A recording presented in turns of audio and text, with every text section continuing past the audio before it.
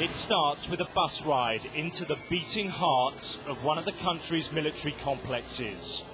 Rare access for foreign cameras inside President Putin's assertive new Russia. As we enter, we catch a glimpse of what the Russian Air Force considers to be its crown jewels.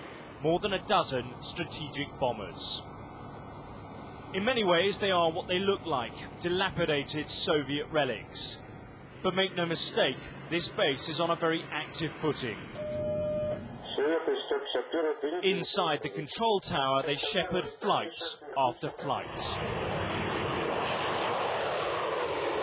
Each one of these planes is capable of carrying an atomic missile to Western Europe or the United States.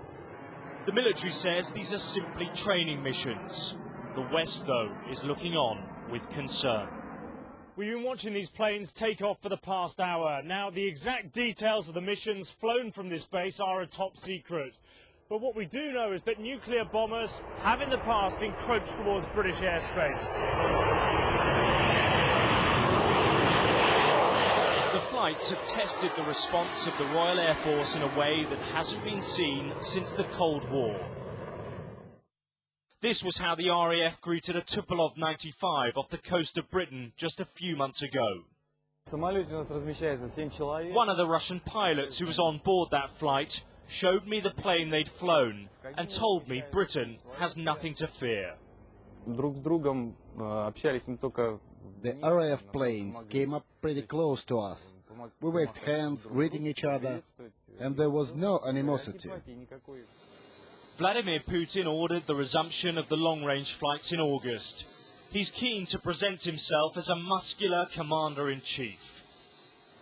The PR stunts in uniform, though, are coupled with the very deep pockets of a resurgent Kremlin.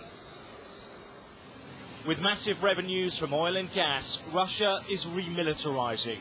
Its defense budget has quadrupled since Putin took office.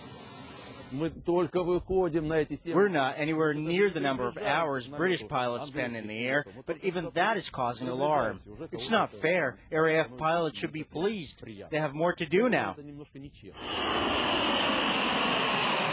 The long-range flights are here to stay, continuing day and night. It may be a sign of openness, but it's also clear that our trip to the base is part of a wider strategy. To amplify to the world that Russia is back after the chaos and poverty of the Soviet collapse.